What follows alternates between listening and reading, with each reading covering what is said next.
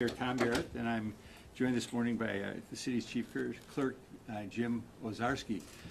Last night, late in the evening, I contacted Jim and informed him that I would be resigning as mayor of Milwaukee effective at 5 o'clock today.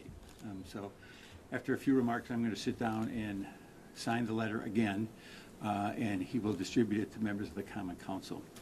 But I want to thank the residents of the city of Milwaukee for giving me nearly 18 years of the biggest honor and privilege of my life. I have absolutely loved being the mayor of this great city. With its challenges, with its opportunities, with its wonderful people, I have been blessed. And as a young boy growing up on the west side of Milwaukee, I never dreamed that I would have the opportunity to someday lead our great city. And as I was preparing for this job, I thought about what the challenges would be. And there have been many challenges, and I think we all recognize that. But it's been the will of the people, it has been the hardiness of the people, it has been the involvement of the people that have allowed us to make great advancements in this city. You have seen a resurgence in the heart of the city, the investments in the heart of the city. You look at the Menominee Valley, you look at the Reed Street Yards, you look at the transformation of places like the old Pabst Brewery into the brewery now, and you look at the literally thousands of new housing units that have gone up over the last 15 years. It's because people have believed in this city and invested in this city. It is the people of this city that make it a great city. And those of us who are honored to serve in this office or other offices, must always remember that. It's the great people of this city that allowed this to happen. So again, I am very, very blessed. I am very, very thankful. It's obviously sometimes a surreal experience as you're leaving a job that you love so much. But I can honestly tell you, this is the hardest job I've ever had in my life. And it is the most rewarding job I have had in my entire life. And I'm leaving this job filled with optimism for the future of this city, because I know the people of this city, and I know that they believe in themselves. And what we, as leaders, have to do is to work with the individuals throughout this community to make it even greater. So I will sign this, and then I'll come back up and take a few questions if there's a few questions.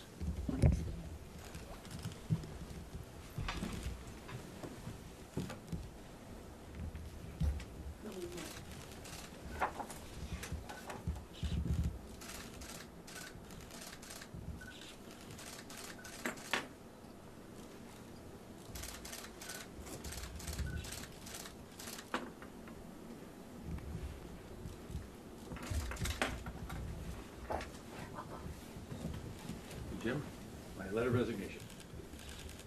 Thank you, sir.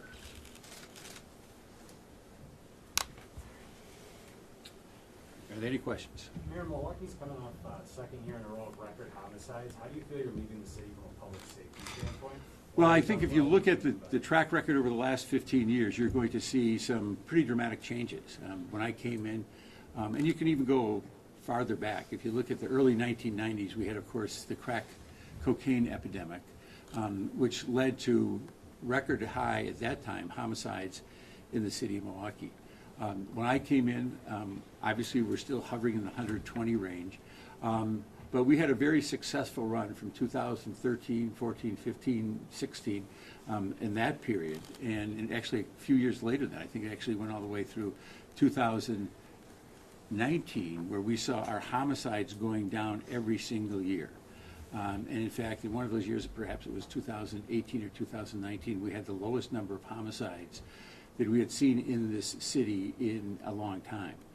That all changed last year, the year the pandemic started. And without a doubt, Milwaukee, as many, if not most major American cities, has seen a resurgence of violence since 2020 began. And that is an issue. That's a huge issue. There's no question that's a huge issue. And I think that's a challenge going forward. I think what we need, and again, incoming Mayor Cavalier Johnson, as well as other members of the council, and then in April, whether it's President Johnson or someone else will be dealing with that issue. But it's going to involve obviously getting more funding for police officers. I think that that's a huge issue. One of the challenges and one of the disappointments as I leave this job is our fiscal relationship with the state of Wisconsin. Without a doubt, that has to be changed. I'm hoping that having a new face might enhance the chances that that will improve.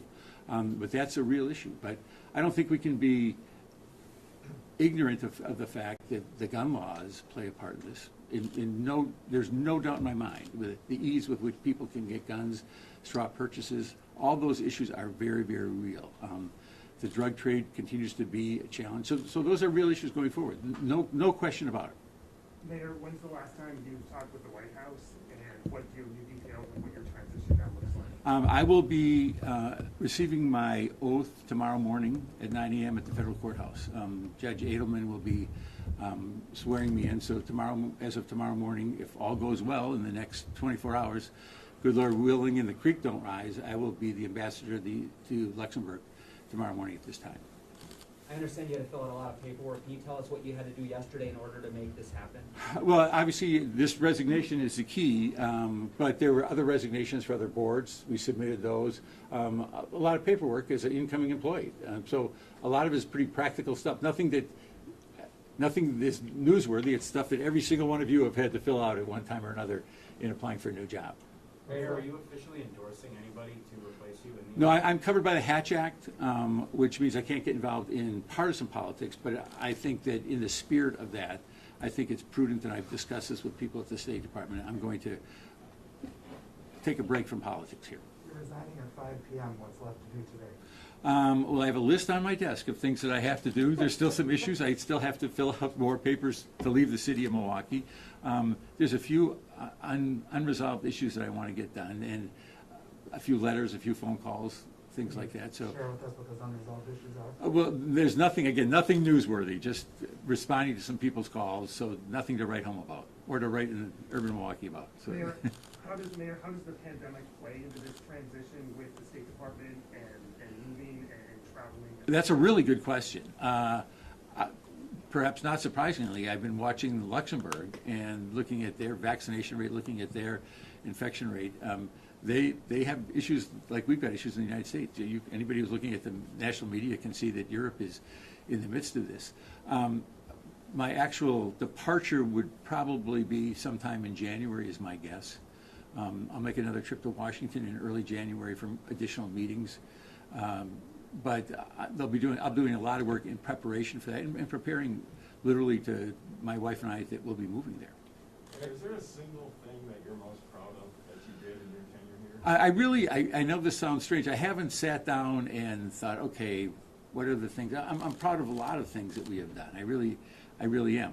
When you look at a lot of the transformation and just driving through the cities, and I'm betting a lot of mayors do this. You look at a building and say, oh yeah, that one's mine, that one's mine, that one's mine. None of them are mine, of course, but they came up during the time I was here. I think the work we have done, certainly to reduce teen pregnancy is something I think that was a community effort. I thought that was really something very, very meaningful. But transformations of areas like the Menominee Valley, it's wonderful to see that. But again, I'm not in a reflective mood. My foot is still on the accelerator right now, and so hopefully I'll have some time over the holidays to reflect a little bit too. Mayor, are you keeping your residence on the west side? If I want to keep my marriage, I'm keeping my residence. Yes, that's a yes. Yes, You know, absolutely yes. What are the travel restrictions getting into Luxembourg? Are you going to be able to get into the country? I'm assuming that I will be able to. I'll be working with the State Department, and that's a question I don't know the answer to. I don't know what the quarantine rules are there. Again, this will be later after the new year, but I've been in touch with many people with the State Department, and they have a very, very extensive support team that will help me with that transition. Question partially for the city clerk as well. What actually has to happen for Cavalier to become mayor? I think he's mayor. But in terms of police detail, everything Do you like swear that. him in? I'll let Jim answer this. Or he will be mayor at 5 o'clock. At 5:01, I guess, Mhm. Cavalier Johnson, because he is council president, becomes acting mayor. There is no oath required by the law. It's actually, it emerges from his role. So Do you anticipate him running down the hallway to take the office? I assume he will fly in here like Batman and swing into the chair. And if I'm here, you'll see me flying out the window. Yeah, no, Mayor there- mentioned April for the election, is that now confirmed as that'll be the election? There will be a special common council meeting scheduled tomorrow at 10 a.m. The purpose of that council meeting is solely to schedule it to coincide with the spring primary and the spring general. Correct. The power of acting mayor, he does get to move into this office and he can act as the mayor with executive orders and things like that.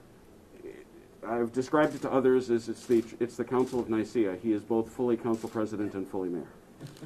He just can't vote as council. Correct. That is the only authority he loses. Mayor, what is the biggest challenge he is walking into in terms of the pandemic and what we expect to see over the next couple of days and weeks with the holiday? Well, again, I think clearly we have to deal with the level of violence in the city of Milwaukee. There's no question about that. And I am hopeful and confident that the state will emerge as a stronger partner in this effort. But that is something that weighs heavily. I was thinking this morning, because every day I'm contacted when there's a homicide in the city, and how that's going to change when I leave this job. But if you're asking me things that take a toll on an individual, it's things like that. And without a doubt, I'll just be candid. The last 21 months have been extremely difficult since the pandemic began for a number of reasons. One, the pandemic itself has been very, very challenging. Bear in mind, we had then the summer of a lot of unrest that followed that. Really the loss of many events that occurred, and that might seem like a strange thing, but I think in this job, you get your energy from a number of places, and one of the places where I always got my energy was being among people. And when that's taken away from you, it's a loss of an energy source, because you can get caught up in things in this building because you're in this building where people think the world revolves around them, and then you go 4 blocks from here and people have no clue what's going on and they don't care, and they're living their lives and they're happy people, and so that gives me energy. So I've missed that, and so I'm hoping that returns. You need that personal. I think anybody in this job needs that personal interaction. So, but again, back to your question, certainly the level of violence. I think economic justice, racial justice, those are issues that don't go away. And I think the one constant of cities is they are always changing. They're always reinventing themselves. And you look at Milwaukee, and it started out as a Native American settlement. Obviously, we had many Germans come here, many Poles, many Italians, the Irish, African Americans, people from Russia, now a larger Hispanic population. And I believe every one of those ethnic groups has come here because they felt this was a place where you could live the American dream and start climbing that ladder to prosperity. And it's been different ethnic groups, but that theme has always been there.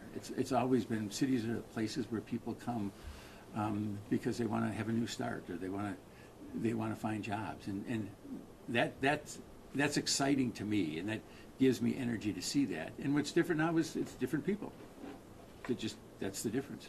We can do a couple more questions. This Mayor transition Barrett? has obviously been, coming for several months, but it's gotten a little more real in more recent days. What's been some of your closing conversations with Cavalier, some last party words you've had for him now that it's, we're in the last hours? Well, again, I'd say very practical things. This is good, watch out for this. This is good, watch out for this. I want people to succeed. I want the city to succeed, and so that's why we've worked so hard to have a smooth transition, because that's really important. But you're right in terms of it was hurry up and wait, hurry up and wait, hurry up and wait, hurry up and wait, and then last Thursday I get a text message, in 4 minutes it's going to happen. So that was a little surreal. Mayor, you mentioned reinvention. You're moving to a new environment that is a little similar in some respects to what you're leaving here. What do you think you'll take with you as you kind of navigate this new role and try to offer some insight? Well, I'm a people person, and I think that will help me. I obviously know how to run an organization, and just having gone through the ambassador training, I think a lot of times ambassadors, when they come into this role, they either are not familiar with running an organization or are not familiar with interacting with the public. and I feel very comfortable in both areas. Now, I have a huge learning curve in other areas, and I think I can make that learning curve in the nuances of international diplomacy and how we interact not only here but with other countries around the world. So that I think will be the challenge for me. But in terms of interacting with people, in terms of running an organization, I feel that I'm prepared for that job, and I'm excited. Again, and I've said this before, I am not running away from anything. Again, I love this job. I just have to emphasize this. There's some people who leave these jobs and they leave embittered and they leave isolated. I'm a happy guy. I am so thankful to have had this honor and this experience. I am so thankful. But it's a new chapter in life, and I'm very, very excited about it. So thank you very much. Merry Christmas. Thank you.